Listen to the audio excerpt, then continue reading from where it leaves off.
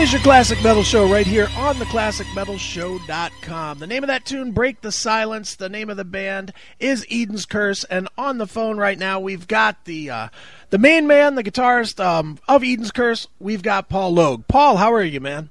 Good evening, Chris. Bass guitarist, I may add. Bass guitarist. I can't take the claim for those outrageous lead chops. I wish. Sure.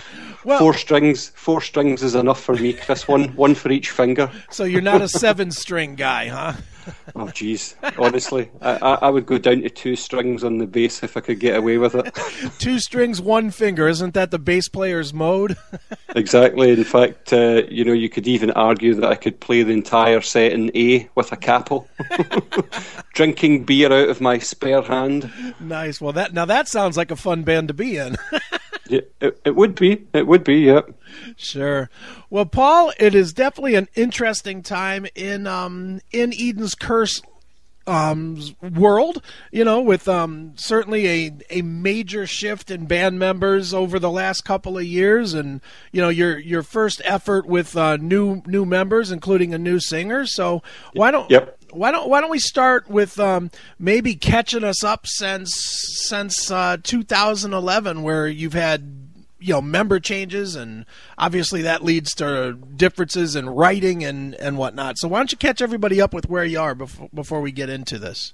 Sure. I think the main kind of change in the band's evolving came with our 2011 release, Trinity. We were lucky enough to work with James Labrie from Dream Theater on that record. He performed a duet and all of the backing vocals on that album. So we were lucky at that point in time that James actually personally invited us to go and open for Dream Theater in the UK.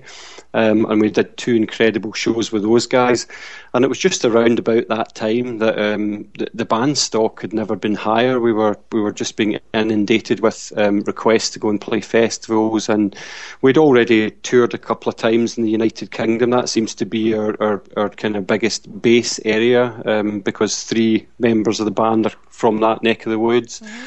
And at that point in time, our former lead singer, really, whether it was delusions of grandeur or whatever, I still to this day don't know, but he decided to switch his attention from kind of the music to money.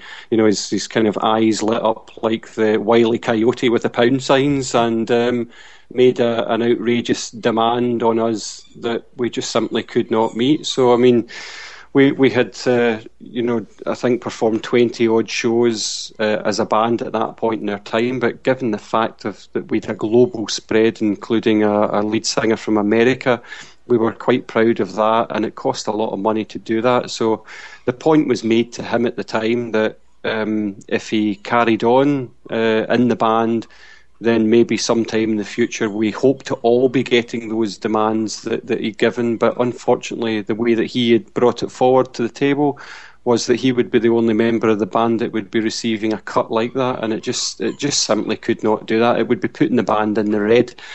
And he didn't want to move from that demand, and we just simply couldn't give him something that we didn't have. So we moved on with a new Italian singer, and we had to fire him 6 months later. So there was a little bit of a language issue there, and he kind of got a little bit confused. He kind of joined the band and suddenly thought that it was his band with 5 new members, and not the other way around. So we had to make it clear to him that we've been going for 6 years, this is what we do. And you're entitled to your opinion as a band member. You've got an equal share, but we have to, as a consensus, agree on certain things. So we decided at that point, we were quite far into writing the new record, and he wasn't happy, we weren't happy, and we took a brave decision. I mean, the embarrassment to come out and say that you were sacking your new singer of 6 months was pretty. It was not something we planned to do, but we did it for the long-term benefit. Sure. And so we moved to some public auditions, and through that we found this young guy from Serbia called Nikola Mijic, and the rest is history. Things went great with the auditions. We couldn't believe what we were hearing from him, delighted with the vocals, and the most important part for us really was just what kind of guy is he now? Because we had obviously troubles with the last two chaps. We wanted to make sure that we had a good, solid person, and we did that. And finally, our keyboard player, as we came to record his parts, his career had taken off as a mixing engineer. He seems to be Frontiers Records' main producer at the moment, so he said, I just don't have the time anymore. And we moved to basically snap up Steve Williams of Power Quest. They'd just broken up, and he was one of the founding members of Dragon Force, so the guy came with a great pedigree. He was a close friend of mine, and that was it. We hooked him up pretty quickly. Excellent. Well, let's talk a little bit. Now you gave me all kinds of stuff to talk about. I clearly, and probably everybody that follows Eden's Curse, certainly saw Michael Eden's comments out there about the band and how it was undervalued and whatnot. And clearly he was in the band long enough to understand, where you guys were in the pecking order, worldwide. Why do you think it was that all of a sudden he felt that you guys were much, much bigger than you were at that point? I don't know. I mean, really, you have to ask somebody with psychiatric skills to assess that kind of thought process, because at the end of the day, the market dictates your worth, not suddenly what you think. You don't just wake up one day and go, you know what, I think we're worth double what we're getting paid. It just doesn't work like that, you know. That kind of point was made to him, and we said to him, dude, you are the biggest expense on our balance sheet, and suddenly you want to now chuck in an extra couple of K on top of that. It just ain't going to happen. It took us 6 years, Chris, to get from losing money to actually breaking even. And here was this sudden realisation. I knew at the time that Mike had a couple of friends playing in cover bands who were earning money playing, Kiss covers in a local pub. And I said to him, if that's what's your motivating factor, go and start your own pub band up and make some money that way. So, listen, I can't comment on the guy's private life. Whatever made him come up with this harebrained idea, I have no idea. And to this day, he's still shooting his mouth off, and a lot of it's just absolute bullshit, to be honest. It's absolute nonsense to satisfy actually his own thought processes and the hangers-on that worship everything that he says. But it's complete fallacy. Some of the stuff he's coming out with. Sure. Do you worry about him? I mean, he's put it out there that he's going to come out with his own version of Eden's Curse. Does that worry you that it'll confuse the market somewhat? No, because I know that he's not got it in him to do it. He said that 9 months ago, and we've played 3 shows. We've recorded a brand new album. We've done 2 videos. It's all talk. Okay. Put up or shut up. Let's see it. Fair enough, man. Well, I didn't want to focus all on that, but I did have a couple of questions with there. I do want to focus, though, on Nikola. Listening to his voice, it's definitely almost like a new instrument in your band. He has much more of a, I don't know, maybe a Journey-ish type of a feel without being soft like Journey, in his vocal.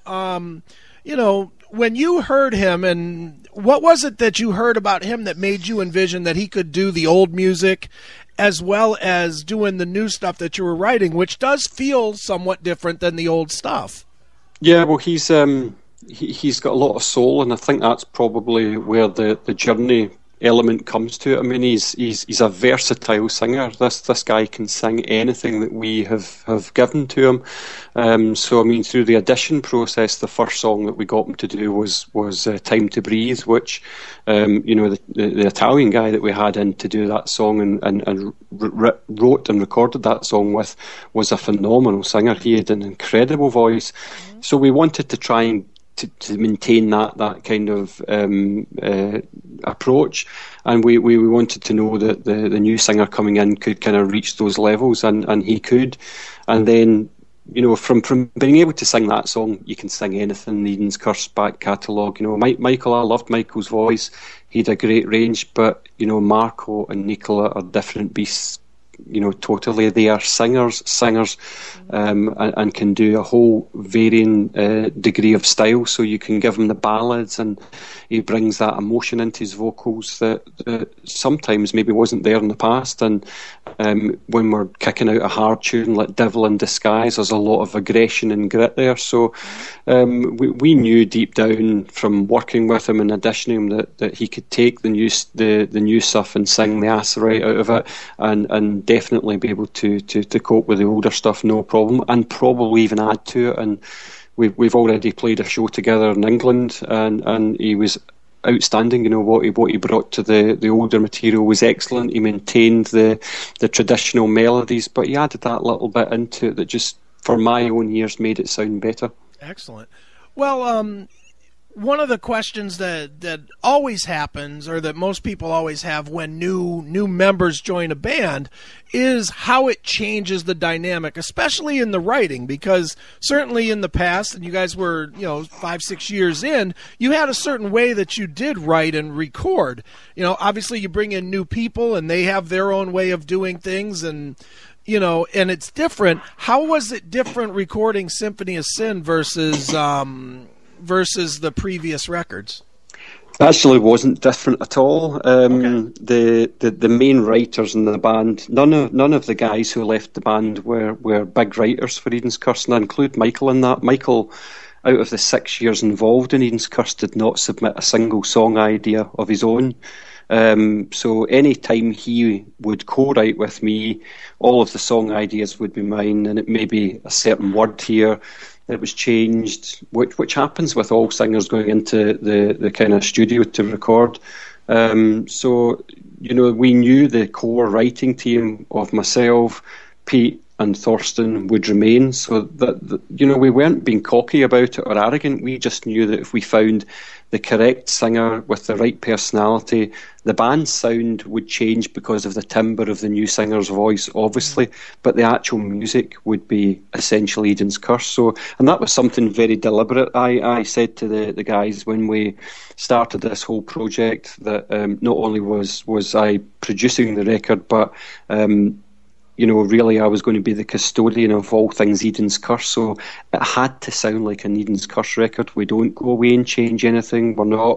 We can still evolve as a band, but we don't want to have revolution on our hands as opposed to evolution. So we maintained what we do as a band. We're very proud of what we do. This style of music that we create is exactly what we listen to as fans of this type of genre.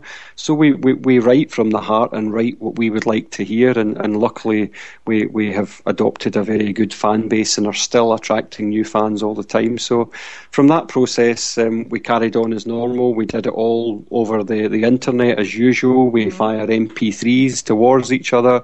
The only change that we had this time around really was that we just didn't accept the first hook that came along. If we felt between the three members who wrote the record, if there was something in it that we weren't entirely jumping up and down about, we said, okay, you try one. And that's how we worked our way through it. So some of the hooks that we may have accepted previously on the records, we said, okay, let's try and better that one that's good, but let's go for really, really strong or stronger. And some of these songs took months to write, and I think that shows in the end results. I have read people saying that, the band have gone a little bit more commercial. We haven't. We haven't toned down the guitar tone. We've still got double bass. We've still got really fast songs, but we've just worked at those big chorus hooks and ones that particularly stay in your brain for quite some time. And even as the writers of this record, we were moving away from the project, and maybe a month later you'd be humming a song and going, what's that I'm humming, and realise, shit, that's a new Eden's Curse song. Right. And that told us that that we were onto something special here. So that's the only main change that we made, because Trinity was such a success for us that we said we have to blow the doors off when we come back with this. Sure. And it's interesting that you as somebody in the band think that, because me as just an outsider listening to it, I think that there's a lot of musical difference between Trinity and even the older records than than Symphony of Sin. Pretty much the whole second half of the new record just has kind of a, I don't want to say mellower, but kind of a more smoothed out vibe than the previous stuff. And then even songs that are, a little bit heavier, like Evil and Divine comes immediately to mind. I think the addition of Nicola, maybe it's vocal wise, or maybe it's the way that that his vocal fits with what you were written. It adds a different kind of a crunchier sound, even, more like a band like The Storm from back in the 80s type of a feel to it. And I think it's interesting that you, who's so close to it, that you don't see it because you've kind of evolved from day one with the band, Yeah, I think as well from my standpoint, I obviously hear the difference in the vocals. They are completely different types of singers, and having worked with both of them in the studio, I know what each can do versus the other, and if it was a boxing match, it would actually be stopped before it got started. The difference is so huge. That's not disrespectful towards Michael, it's just that Nick can do so much more. He knows the mechanics of the voice, he's classically trained as a singer, so he's an unbelievable talent, and it means as a band we can do so much more with him. He can also produce it live, and that was something that Mike couldn't do, which was disappointing for us. But in terms of the music, that hasn't changed at all. It hasn't changed at all. It's still a lot of the same chord voicings. It's still a lot of the same kind of approaches. But yeah, I think we get to the point a little bit more with this record, where we maybe had a 5.5, 6 minute song, we've maybe trimmed it down to 3-4 minutes, but still retained what I believe is that Eden's Curse sound. But the comparison with Kevin Chalfant has been made before, and I think that comes in some of the tone. I hear more Steve or Jerry actually in Nick's singing, and I hear Tobias Sammet from Edguy in some of the tones that he produces. But all in all, just a wonderful voice, and I could sit and listen to him for hours. But I think as well, we're only scratching the surface with this guy. I think we're only really beginning to find out what he can do. Sure. Now, why is it, Paul, do you think anyway, that melodic rock as a genre, the whole genre of it, with as big of an audience as it has, and clearly there are, millions of people literally that love this style of music, but it doesn't ever seem to break big anywhere. Maybe it's because it's not trendy or whatever. It just kind of something from the mid 80s, like we're referring to, sounds, the sound hasn't changed from then till now. Certainly it's upgraded and people play differently and better, but ultimately it's still the same style of music, but it never breaks huge. You never hear of a, there's certainly kings of that genre. Your Jimmy Jameson guys, or your Jeff Scott Sotos, or who have you. But that style just never becomes the next band that goes worldwide. Why do you think that style has never broken as big as it probably should, given the amount of fans that enjoy it? Well, I don't know if it would ever have its day in the sun again, but the strangest part of that really is if you think about the success that Journey had recently, where success of that magnitude usually comes a whole degree of copycats, or which would actually be in the melodic rock genre's example would be bands that have played that style of music for maybe the last 20 years that have never really truly been discovered. Yet it didn't happen, and that's I think probably that probably as much as I do, Chris, that a lot of snobbery exists within the major labels, around the world. But then you have examples of, Airborne, for example, who are, in my opinion, a great band, killer band, great live, lots of energy, but they're just Rose Tattoo meets AC/DC. Right. Yeah, but how can that come out there? And it's bizarre. I can't put my finger on it. I wish I knew the answer, Chris, but I think really that history has proven over time that the kind of record label executives that belong to these huge corporations that run or have a monopoly on the record industry has always proved that they aren't really willing to take chances on bands. And you think of some of the massive groups of our time. You know, I take just one because I read about it yesterday in classic rock, and I don't mean by any means that they're a massive, but a band who had huge success here was The Darkness, but no one would touch them with a barge pole until the band self-financed a record, and suddenly it sold millions of copies here, and then they all suddenly jump on board. So there still exists that snobbery within the music scene where they're not willing to stick their neck out, because I can look around this genre and find some absolutely incredible singers, songwriters. I mean, there's a guy called Eric Martinson who writes for Jeff Scott Soto's band Wet and a band called Eclipse. This boy is just incredible. Sure. The songs that he writes are just world class in my opinion, and he should be writing for some major label artist, yet you know, I can't fathom it. I wish I knew the answer, to be honest. Sure. But I don't. And it's funny, even Jeff Scott Soto as one of these guys that we're mentioning. I mean, that guy might be the single best singer that is on this planet right now. I mean, just his unbelievable ability to do everything, you know, rock, rap, high, low, whatever you want, the guy can do. And certainly he's had success, but it's almost been in spite of the industry he's had success, you know? Yep, and probably even still to this day isn't really a household name, you know? Sure. I think that Jeff would have been a shot in the arm that Journey probably badly could have used, and you know, it's just a shame that it didn't work out for him, and maybe he had too much energy for them, who knows, but he was, you know, certainly in terms of his voice, it was never in doubt, and he's so versatile as well. He can pull into that Perryism whenever it's needed, so you know, sometimes life isn't fair, unfortunately. Right, well, and you definitely hit it on the head with him. I actually saw one of those shows with him with Journey, and he just did. He had way too much energy. I mean, he was running around. He was exactly what he was. He was former metal guy in a non-metal band, and he was running around and headbanging and everything else, and he was a little much for it. But now with your band, I know you mentioned that you guys have played a couple of shows. Obviously, probably the biggest one that you've played with Nick so far has been the Firefest thing. I'm going to assume. You know, what was the reaction to both him and Steve, and what surprised you?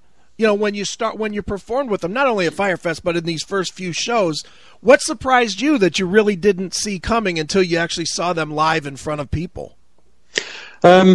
Nothing really, to be honest. I mean, because we really did our homework on Nick in particular, but particularly because, you know, he comes from a country that's kind of unknown in terms of kind of rock. So, and what we had gone through with the last couple of singers, we wanted to really do our homework. So, what we didn't know at the time was Nick was the singer of probably Serbia's biggest rock band, and has been for the last 10 years, and is still only 33 years old. Wow. So fortunately in the YouTube day, there was just literally hundreds and hundreds of videos online where we could really get a feel for how he would be live. So he didn't disappoint. Maybe the one kind of surprise was that he is actually a professional studio owner. He owns his own recording studio, but he also mostly makes his kind of bread and butter from mixing live bands. So he's an absolutely killer engineer, and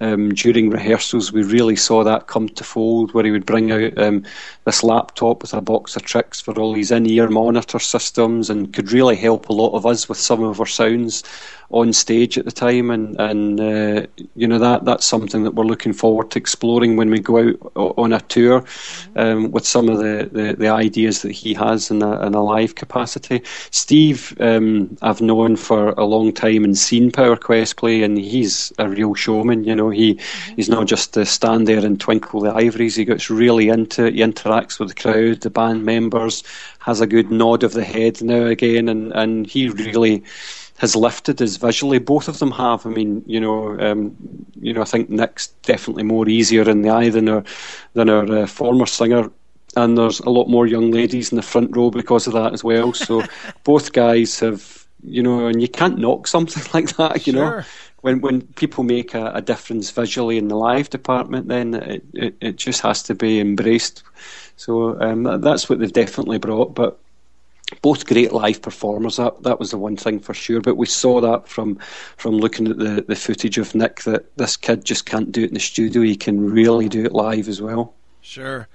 Well, Paul, the new album, Symphony of Sin, it's available from Eden's Curse. And what am I missing that you'd like people to know before we wrap this one up? Yeah, well, I guess basically, there's a big presence on the internet. We've got edenscurse.com.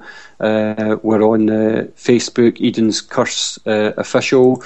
And we also have a newly opened North American fan club. So if guys want to kind of check out and keep up to date with what's happening, and hopefully as we move forward over particularly into next year, that we might have the opportunity to do some shows in the area, keep up to date and join the fan club. It's the best way of doing that. And just search under NA for North America, Cursed Souls, the Eden's Curse fan club, and you'll find that and all the kind of links to these places on our official website, edenscurse.com. Excellent.